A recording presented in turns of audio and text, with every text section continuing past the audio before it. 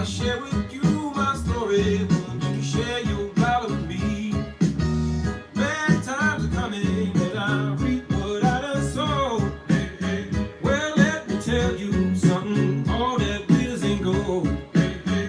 It's been a long old troublesome road, and I'm looking for somebody come and help me carry this load.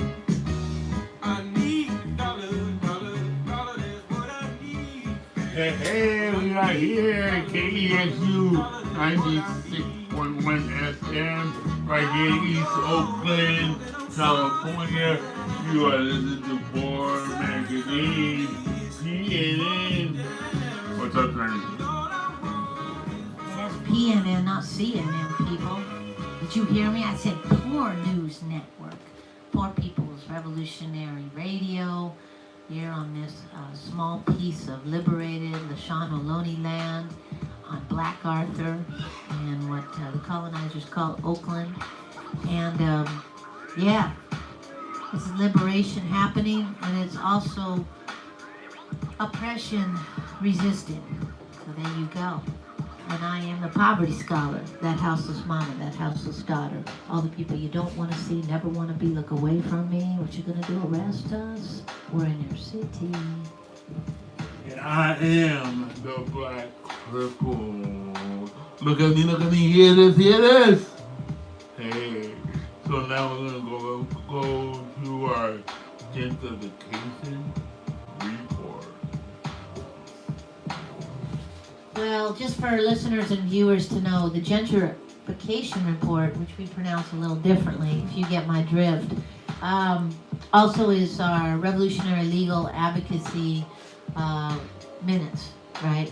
And so for any of you listeners and viewers out there who need some poor people lawyering, some advocacy for your unlawful evictions from these gentrified, occupied streets, please know that you can email poormag@gmail.com with your questions, with your needs, with your concerns, because yeah, you can see I'm a jailhouse lawyer outside of jail without a degree, and I've been evicted so many times and on these streets, so I do know how to navigate the scam lords and the developers and the speculators. But today's gentrification report, first of all, begins with the most recent example of violent gentrification. One of the things that's happening in Los Angeles, where me and Mama used to be, and is constantly a moving, shaking, sort of gentrified, neighborhood, barrio, etc.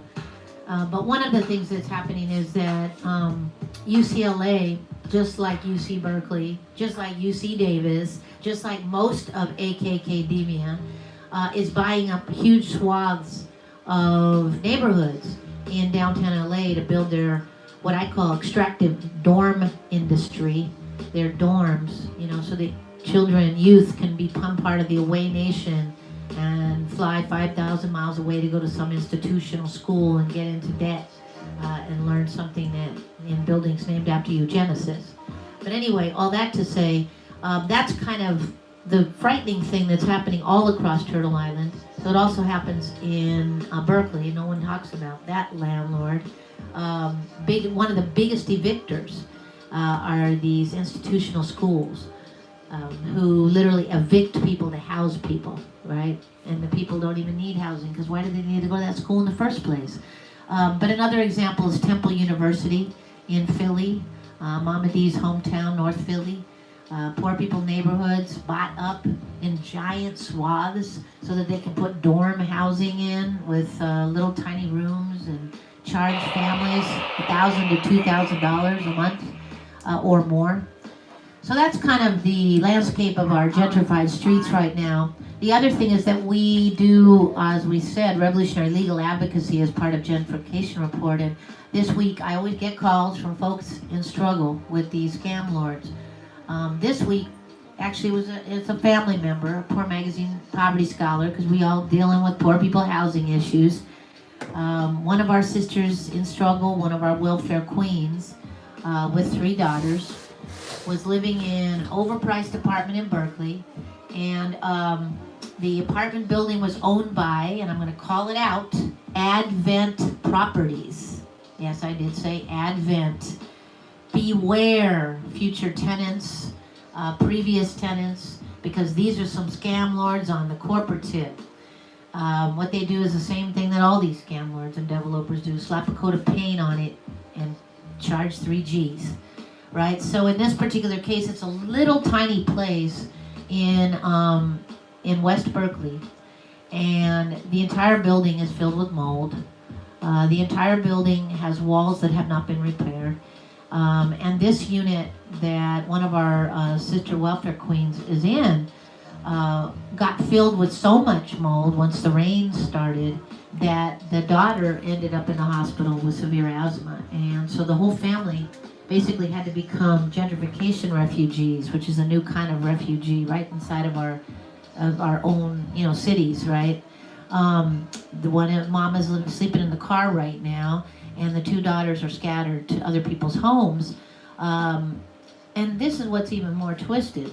So this revolutionary legal advocate sent an email to Advent Properties. Akiko is the woman's name. I'm going to call it out. And I hope you call me back, Akiko from Advent Properties. That's all we asked for. As her advocate, and explained that because of the severe mold and the doctor's orders, the family had to flee that apartment. They literally had to vacate the apartment. I sent an email. I sent another email. I sent another email, and I made 7 phone calls, one after the other, and text messages. Do you think this scam lord even got back to me once? Not even once. So again, this family is facing first month's rent. We're rolling into February right now. That's tomorrow. And guess what Advent Properties did send? A notice of rent due. Like nothing happened. Like nobody called, emailed, texted, and begged them to answer. So let me explain to listeners and viewers so that you're real clear on this.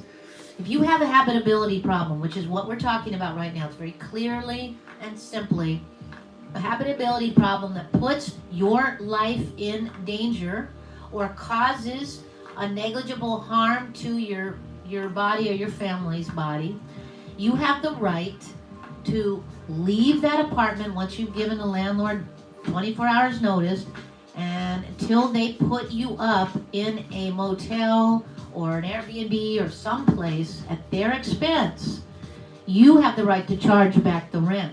Now, of course, this just puts us poor folks in a really horrible pickle, because we know we have to eventually leave these places, right? Which is what's happening to our welfare queen sister right now, because she's terrorized to spend her paycheck, because the minute she spends it, she'll be depleting her money to move, right? But I want to be clear that listeners and viewers hear me. What you do is you send an email and a letter and a phone call, certified, return receipt requested, stating that the premises are uninhabitable and that this is the reason you had to vacate as of this date. And as of this date, you'll be charging back prorated rent and paying for a motel or other accommodations until such time as they rehouse you or fix the habitability issue. And that could be many different issues. But whatever it is that causes your body to not be able to sleep and live in those premises. Now, this is law under California rent control, and they will still come at you. So this is the scary part, listeners. They'll still come at you with a 3-day notice to pay rent or quit and act like they got nothing. They'll still come at you, this is where it even gets more twisted, with an unlawful detainer on your record. And so you as the tenant trying to just make it in the world, afraid of your credit getting ruined, all the things that happen to us, you might get scared and pay them the rent. Don't do it. Don't do it. In my Star Wars voice, I'm going to say, don't do it. Because the minute you do that, you are basically accepting the uninhabitable conditions. Okay? So you absolutely need to hold your ground. And yes, it gets tricky, And yes, it's not fair, and you can't get help from poor people lawyers until you get the unlawful detainer papers, which is even more terrifying.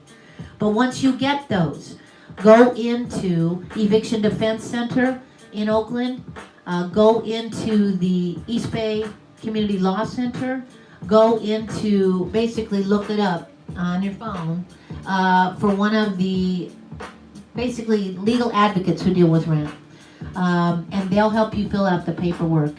And if you want to call this revolutionary legal advocate outside of jail without a degree, I will help you show up in court, because they don't accompany you, and a lot of people get scared.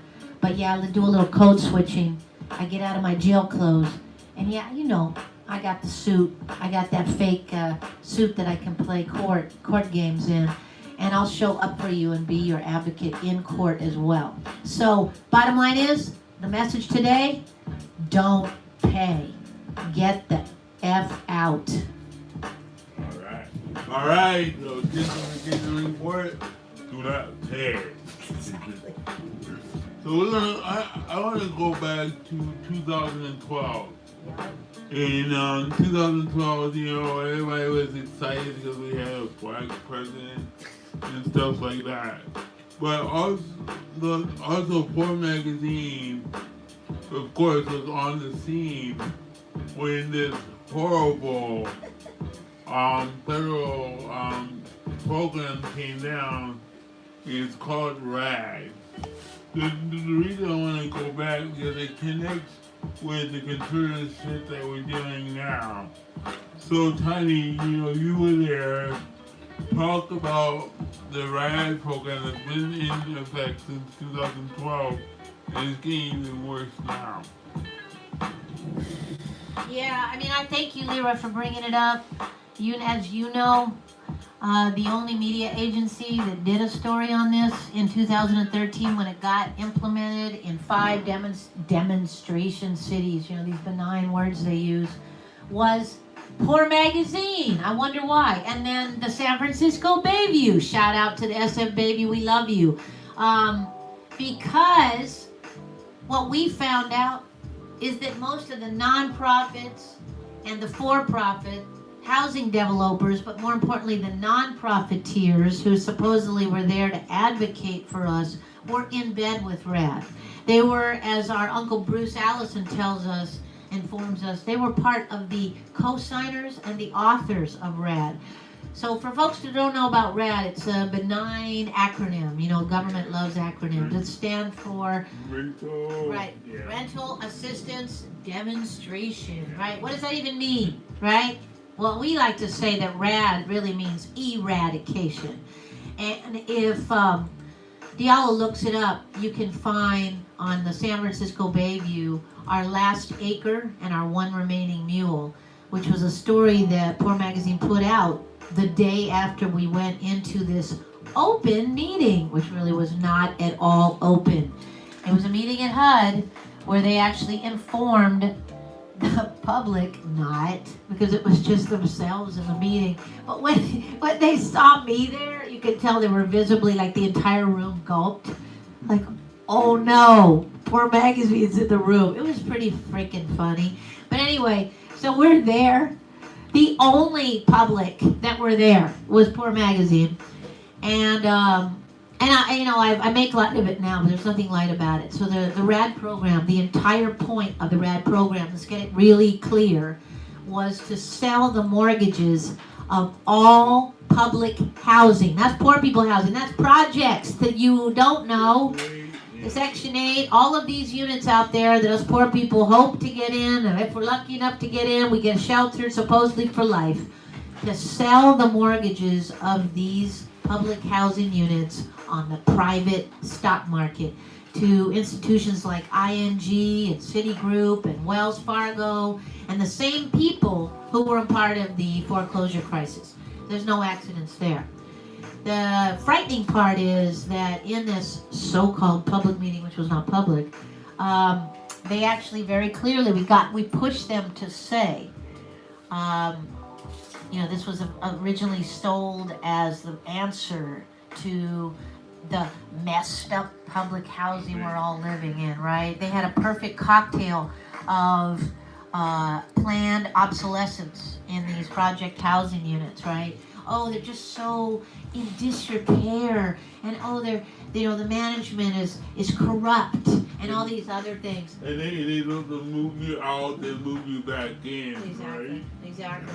And so what we found out, exactly, and what we found out from really extensive research, which POR did, was that they actually planned to demolish the HP, the Hunters Point Bayview projects, and it was only because of POR magazine, and I completely take this as us, you know, we should pop our collar, fighting and forcing the numbers and forcing them to publicly say it, that we got them to not demolish HP. That they actually ended up with a lot of our families of POR who live in HP, our youth at Decolonized Academy who live in HP, Hunters Point, to those of you who don't know, which is like the last remaining sort of African descendant community in San Francisco, you know, down to 1%. But the point is this whole project of RAD was started by the politricksters who are being groomed for president. On both parties were in it, Democrats and Republicans. So get this straight, it happened under Obama, and both parties were in it. So yeah. And so Leroy, I think that's important for people to understand, because of course now we're at the gate of, you know, the great brown and black hope of Julian Castro and Kamala Harris being groomed for the white people's house, right? And it's important for people to understand and for us to talk about this, because on the real, nobody owns us. And so we throw down some knowledge that probably you're not going to hear anywhere else except from fellow deep revolutionaries. But what do we think of, first of all, Julian Castro authored, along with non-profiteers, and released and implemented RAD. So what do we think of Julian Castro and Kamala Harris, the great brown and black hope's going to save our poor people lives? Yeah. Well, one, you know, kicked us out of the housing, and the other one put us in jail. Right. So, you know, what's the difference? Right. You know, here it's, you know, going around. It's funny, if you look online, you know, her rally a couple of days ago in Oakland is mainly white folks there. You wonder why? Because all the brown folks are in jail that's incarcerated. Well, yeah, and you know, people will say to you, oh, Leroy, you're splintering. You know, that's how we got Trump in the White House and blah, blah, blah, blah, blah, blah, blah, blah, blah, blah, blah. Splintering. No, the facts is there. Her record is there. Matter of fact, she was on an interview laughing about her record. She was laughing about putting single mothers in jail because their children didn't go to school. She laughed about that. So no, the record is there. The record is there. You know, vote for anybody else except Kamala Harris. And Julian Castro. I mean, just to go back to RAD too, and for people to understand, this didn't go away. No, right? it's implemented. today. Right. So it's being implemented. Basically what happened is in 2013, they implemented the RAD program, which was the selling off of public housing to private developers and private nonprofits. They did it. And what has happened? Mass evictions across the U.S. Mass evictions of poor people out of poor people housing.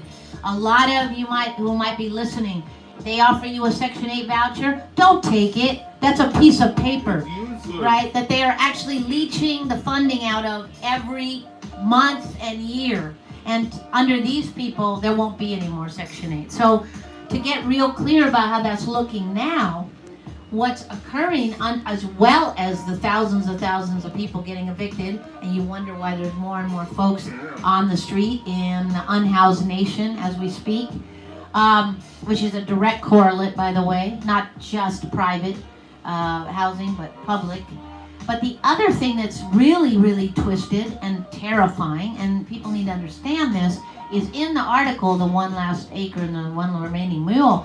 I got this RAD implementation board to admit that this housing that they were creating from the RAD program that was supposed to be the answer to all the bad public housing, guaranteed from the gate to not house the poorest of the poor.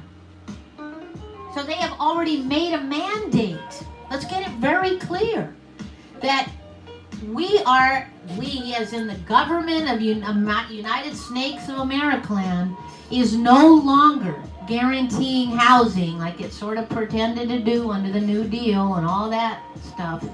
It is no longer guaranteeing even a little bit of crumb housing for the poorest of the poor. Yeah, Paul Bowden from RAP told me last night, he said, really, Fair Housing Act and all these, great housing acts that we fought for were not fully funded from the beginning. Exactly. So it's not fully funded, and it's easy to take it away. And that's what they've been doing slowly, but now it's becoming faster. Especially with Ben Carson. I mean, Donald Trump was talking about another $1 million cut to housing. Another one. He just did one like 2 years ago. So yeah. Yeah. So that's our situation, folks. I do want to again underscore what Leroy said before and what we're really clear about here. Politricksters don't save us, fam. And it don't matter, sadly, the melanin in their skin. We really actually need to be looking at what people's records are. We got excited because the Great White Barrier Reef of the white people's house got penetrated in, with Obama, and there was a moment we all thought there might have been something different that happened. But we still live in an Americaland. Don't get it twisted. And anybody getting groomed for that high office, look at their record. Because right now what's happening, people living on the street in the Midwest, that's murder. That's murder right now. People living on the street in San Francisco under the new mayor, a woman of color, whose homeless policy is to take people's tents. And if you don't believe me, look at the research policy that the Poor Magazine did. 405 tents taken to this day. That's genocide, fam. So we got to open our eyes. We got to build our own, and we got to stop believing in this politricksters, because that's a mess. And there's another thing that our comrades at Western Regional Advocacy Project were pointing out to us, and is happening in San Francisco on top of the stealing of people's tents, the ongoing war on the poor. Leroy? Yep, so on February 5th at 3 o'clock, come down to the board, the legislative chamber, second floor City Hall, talking about the bid in downtown San Francisco. That's the business improvement district. So please come down and talk some sense to these people. And like Tony said, it is happening here in Oakland already. Yeah, and then, kind of keeping with that, if people don't understand what the Business Improvement District is, kind of like RAD. It is these benign names that mean absolutely nothing. So they confuse intentionally, or as I often say, confuse. The BID, Business Improvement District, is basically an entire proposal that makes the downtown neighborhoods, quote unquote, into anti-homeless people zones, where they hire private security, right? And the city backs it or enables it, right? They hire private security firms to come in and create essentially a polarized state, so that poor people cannot sit, lie, stand, or live while looking poor, while looking a person of color, while looking old. I mean, basically, it's an unbelievable set of insane classist, racist policies put in place so that people can't live while poor in Americaland. So yeah, Business Improvement District. Do the research on that. Poor Magazine has done a whole lot of work on that, back all the way back to the 90s. We continue to fight that battle. We will not give up. And yeah, I think that we're just really about fighting the acronyms, Leroy. Exactly. Exactly. Like Tiny says, go back to the history. Yeah. Go back to what has been there. Don't believe what's coming out of people's mouths. So do your research, go back, and let's fight this. Matter of fact, it's against the law. It's against accessibility laws, it's against the law, but they keep on doing it. Yeah, and just also, I think, Leroy, it's important for you to make the connection between disability and these kinds of laws, just because sometimes people like to do that sort of, it's only important if it's something that affects me. Specifically, when our research study, 75% of the 405 tent seizures and the folks who were on the street were over 60 years old. 75%. And, this is deep, something like 86% were disabled, right?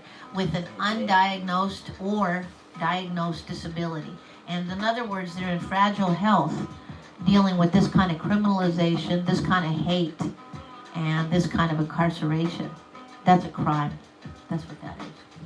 Yeah, that's why I couldn't believe it. Like last year, when me and Tiny went to the freaking meeting with the UN, and they were talking to us, it's like, don't talk to us, talk to the government that's breaking these laws. Right. Tiny says, make the connection. The connection is when you pull out benches from downtown, that's against accessibility law. If you take away somebody's wheelchair to walkers, that's against accessibility law. So make the connection in every city, because of gentrification, like big cities like New York, LA, San Francisco are going through this.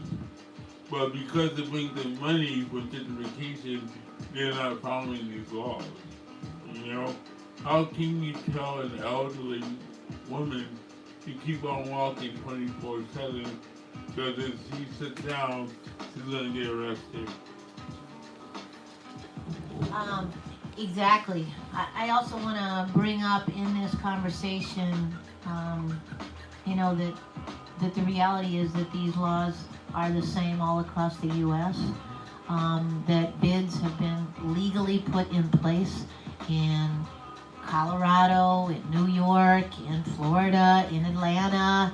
As Leroy talked about, we talked to folks from St. Petersburg, Florida on the Poor People's March, and the research reporters told us that it's illegal to lean against a building while houseless. I'm not even joking, fam. I mean, it sounds like a joke, right? It's illegal to lean against a building. And one of our research reporters actually, when I laughed, she goes, I know it's funny, but it's actually in the law that you can't lean while homeless against a building. I mean, what's leaning? I don't even understand how that's illegal. So in other words, it's illegal to be human while houseless. It's illegal to be human while poor in the United States. Anyway. If you think it's only New York and San Francisco, I'm going to be interviewing next week a brother from Detroit. Because he follows Poor Magazine, he follows our post. And he got back to me on Facebook. It's like, Leroy, that's happening right here in Detroit. Oh, yeah. So I'll be interviewing him soon. He's a brother with a disability. So yeah. And shout out to the People's Housing Institute. We love you. They're also reporting on this, talking about it. They've actually, the founders of the People's Housing Institute were actually evicted behind this policies like RAD. This is not on. So just realizing too that, as Leroy said and we said, these are national policies. This is not California. Matter of fact, in a lot of cities are much worse than here, if that's possible. Yeah, and I just want people to be aware because, again, if you take those Section 8 pieces of paper, you're actually losing your last little grasp, your hold on your residency legal rights as a resident. So there's a difference. That piece of paper versus where you're at, again, as from this revolutionary legal advocate to you, don't take it because your strength is in your tenancy, in your residency in that unit, not that fake piece of paper that's unfunded. And there's no 6A houses to go to.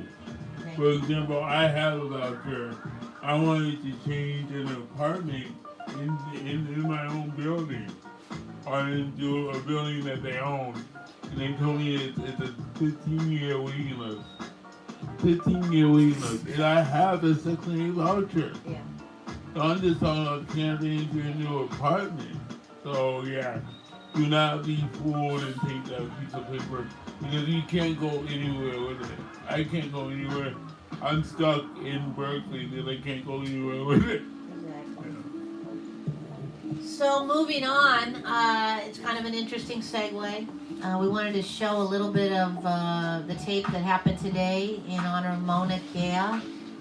Which is the tallest mountain in the world, which actually has waterways that go into all the rivers in Hawaii. So we call this little bit of the segment White Science versus Mauna Kea. I say white science for anybody out there. I'm not attacking scientists. We love you. But we are attacking corporate destruction of Mother Earth. So what you're looking at, we're gonna pull up right now is that a group of revolutionaries, of land liberators, of spirit warriors from Hawaii came to Berkeley and went to UC Berkeley today, to the beautiful, pristine campus of UC Berkeley, and presented a letter to the astronomy department. Yeah, it was pretty beautiful. The astronomy department because, you know, they want to build the largest telescope in the world on top of this beautiful, amazing origin story spot called Mauna Kea. It is the tallest mountain in the world, but what's really bizarre about the whole story is that this largest telescope, one of the things that these white scientists fight about it, and when I say white, by the way, I'm talking about the color. I spell it with no H. I'm talking about that framework, that mentality of thinking that some kind of research subject matter is more important than our lives, than our spirit, than our elders and our ancestors. And that is a cultural deep structure that I call whiteness, WITENESS. Check out the new book, Poverty Scholarship, to know more. But that said, they went to, so these scientists are basically saying that by building the tallest telescope in the world on the tallest mountain in the world, get this, they'll get to be able to look directly at the planets and find out which planet they can get water from. But by doing it, they're destroying the water in Hawaii. Okay, can you wrap your head around that insanity? Yeah, there you go. So we presented a letter to the astronomy department and the indigenous folks and the indigenous students who stood with us and walked with us. And I think that's what they're reading a little bit of. So we'll hear a little bit of that, and I'll tell you what happened when we went into the astronomy department, which was kind of interesting. You ready? University of Hawaii. The 30-meter telescope International Observatory identifies the University of California as one of its full member partners in the construction of the TMT, which will be just the latest telescope built on the sacred summit of Mauna Kea, otherwise known as Mauna Kea. As a federal environmental impact statement by NASA on the Keck Outrigger telescopes has noted, future activities on the summit of Mauna Kea would continue the substantial adverse impact on cultural resources. In addition to desecrating sacred land of great cultural significance, the TMT clearly breaks state law in its violation of conservation district criteria and represents a large threat to surrounding communities given that it will produce toxic and chemical waste. Thus, we, the undersigned, write with a sense of urgency to demand that the UC divest from the construction of the TMT. The development of the TMT is the latest iteration of a settler colonial project of development and exploitation of Mauna Kea. The first general use permit to build a telescope on Mauna Kea was granted to the University of Hawaii in 1968. The first telescope was built in 1970. In 1983, the Mauna Kea Complex Development Plan was approved by the Hawaii State Government, and from 1983 to 2002, 13 more telescopes were installed. Kanaka Maoli, the indigenous people of Hawaii, were not consulted in this long and gradual process of developing Mauna Kea. In 2010, the TMT was proposed, and in 2015, construction was slated to begin. Thereby prompting resistance on Mauna Kea, which led to 23 arrests of the Kia'i on April 2nd, 2015. In response to the continued assaults on life, land, and sovereignty of both Mauna Kea and the, Haleakala. Kanaka Maoli continue to put their bodies on the line against development and desecration. The number of Kanaka Maoli and allies arrested has grown to 91 at the time of this writing. The continued criminalization of Kanaka Maoli and the development of Mauna Kea and other sacred summits, lands stolen from the Kingdom of Hawaii in an 1893 overthrow and an 1890 annexation, cannot be removed from a genealogy of violence against Kanaka Maoli and the disposition of their lands. United States Public Law 103 through 150, also known as the Apology Resolution signed by President Bill Clinton in 1993, recognizes the violence done to Kanaka Maoli who never relinquished their lands or sovereignty. The State of Hawaii Administrative Rules on Conservation Districts clearly states the proposed land use will not cause substantial adverse impact to the existing natural resources within the surrounding area, community, or region.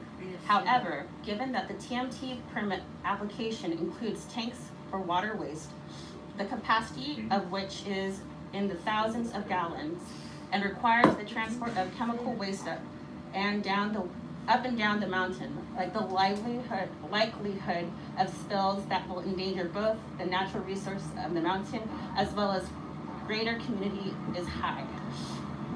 Further, in acknowledging only 4 sites of impact, the TMT and State of Hawaii denies the indisputable fact that there are hundreds of historic and traditional cultural sites that exist on Mauna Kea. Historic sites, find spots, and traditional cultural properties in the UH management area.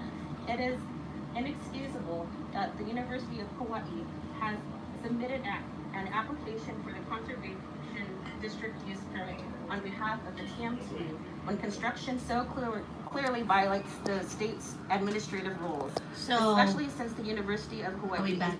Yep. So you see what happened. The young student actually went along with several other students, along with Poor Magazine youth scholars and family members, Motiado and Jasmine and myself and others, up to the astronomy department. And we create that letter that you just heard a little bit of was given to a person at the front desk. And then a person coming out of a meeting, we actually stopped her and said, you know, can you, because the guy at the front desk said, I don't know if I can even get this to the chair. You know, I'm just an admin person. Anyway, a person higher than admin came out. And so we did a little bogarting of that person, and they were like, heard all of our stuff and looked at all of us and said, after all of that, I'll read it and see if I'm going to get it to the chair. You believe that?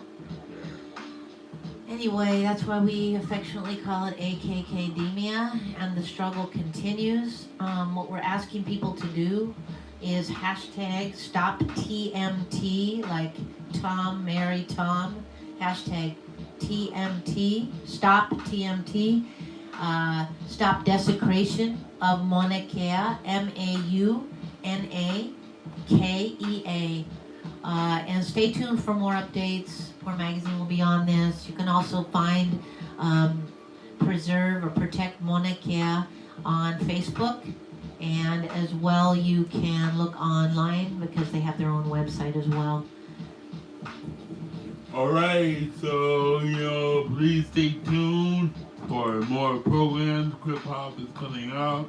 And, yeah, stay tuned. KEXU 96.1 FM. Honey? Stay tuned for Sister Save a Soul. They're coming on with a preview of the movie coming out. And it's a lot of exciting stuff tonight. And I want to send prayers to Brother James, who's one of our reporters in the neighborhood. He's currently in the hospital as a poverty scholar, struggling to survive. It's really sad right now, so please send up messages as well to Bruce Allison, our powerful elder poverty scholar. We love him. We love you, Bruce, and we're going to keep on keeping on no matter what, because we're the poverty scholars. That houseless mama, that houseless daughter, all the people you don't want to see, never want to be, look away from me. What you gonna do, arrest me? We're in your city. PNN, not CNN, people. Poverty Scholarship, we're coming to you.